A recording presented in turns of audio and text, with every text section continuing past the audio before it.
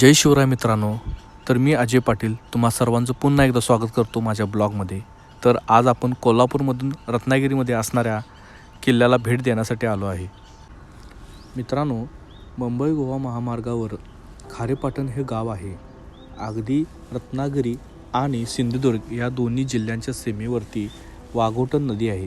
तिथेच हे खारेपाटण गाव आहे व या गावामध्ये खारेपाटण नावाचा किल्ला आहे.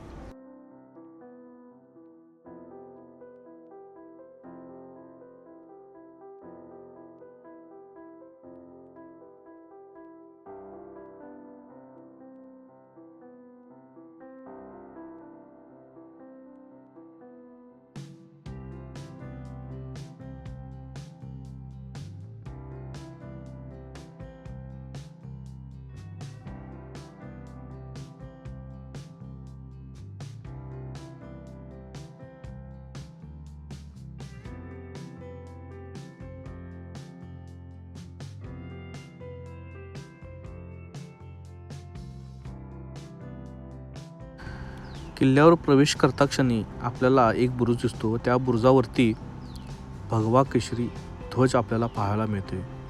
या बुरुजावरून आपण पाहिला असता किल्ल्याचे विहंगमय दृश्य आपल्याला पाहायला मिळते व किल्ल्याच्या एका बाजूला आपल्याला वाघोटन नदी पाहायला मिळेल. एकंदरीत या किल्ल्याच्या आसपासचा जो परिसर आहे तो एकदम जैवविविधतेने नटलेला आहे. 8व्या शतकात शिलाहार राजाची राजधानी होती. त्या काळी खारेपाटण हे गाव बलिपत्तन या नावाने ओळखले जात असे. खारेपाटण गाव वाघोटन खाडी किनाऱ्यावर वसलेले आहे. प्राचीन काळी व्यापारी गलबते विजयदुर्गावरून वाघोटन खाडीत शिरत व तेथून खारेपाटण व बलिपत्तन गावापर्यंत येत असत. तेथे जहाजातून माल उतरून तो बावडा फोंडा घाटामार्गे देशात पसरविला जात असत. अशा या प्राचीन बंदराचे राजधानीचे रक्षण करण्यासाठी खारेपाटण किल्ला बांधण्यात आला व 8व्या शतकापासून 18व्या शतकापर्यंत जवळपास 1000 वर्षाचा इतिहासाचा साक्षीदार असलेला हा किल्ला आहे.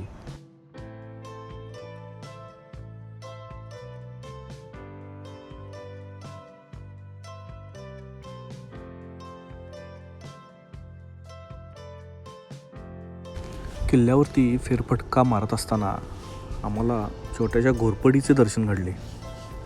किल्ल्यावरती शिवाजी महाराजांनी बांधलेल्या मंदिराच्या गाभाऱ्यामध्ये आम्हाला प्रवेश करता आला नाही, परंतु जेवढे शक्य होईल तेवढे आम्ही रेकॉर्डिंग करण्याचा प्रयत्न केलेला आहे.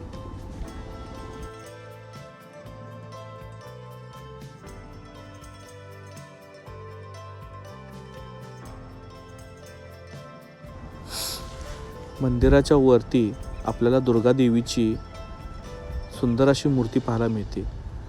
मंदिराचे नूतनीकरण अलीकडच्या काळात झाल्यामुळे मंदिराचे रूप आणखीन खुलले आहे. मंदिर स्वच्छ आणि सुंदर आहे.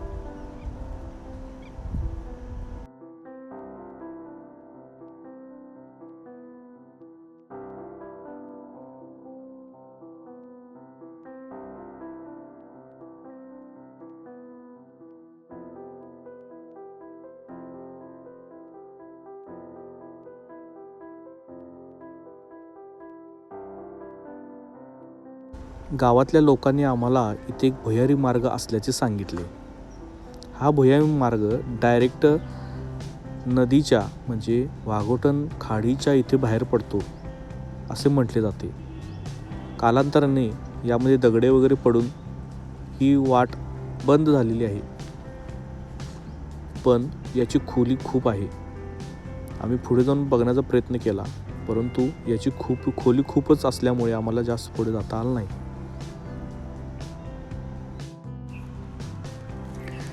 इसवी सन 8व्या शतकात शिलाहार राजाचे दक्षिण कोकणात म्हणजेच तळ कोकणामध्ये राज्य होते.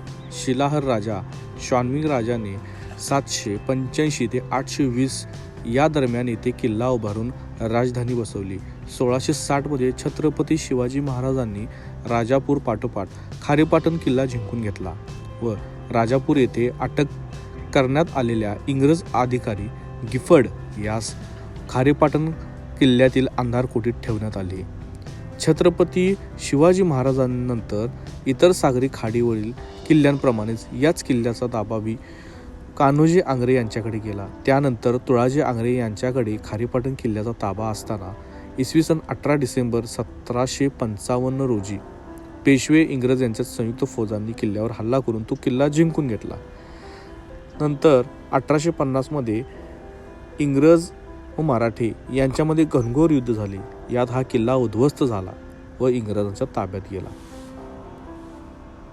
इथे आपल्याला किल्ल्याची तटबंदी पाहायला मिळते. ती आता झाडांमध्ये लुप्त झाली असून आपल्याला थोडेसेच अवशेष पाहायला मिळतात. अनेक आम्हाला पॉईंट कव्हर करता आले नाहीत कारण की झाडी बहुत असल्यामुळे आम्हाला पुढे जाताच आले नाही.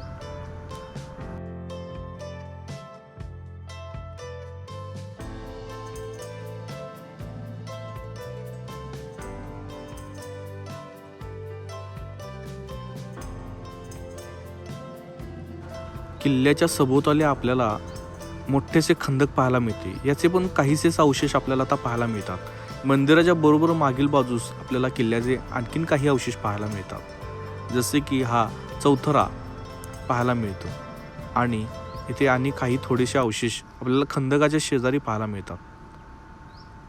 झाडांमध्ये लुप्त झालेले अनेक अवशेष अजूनही प्रकाश झोतात येणे बाकीचे आहे.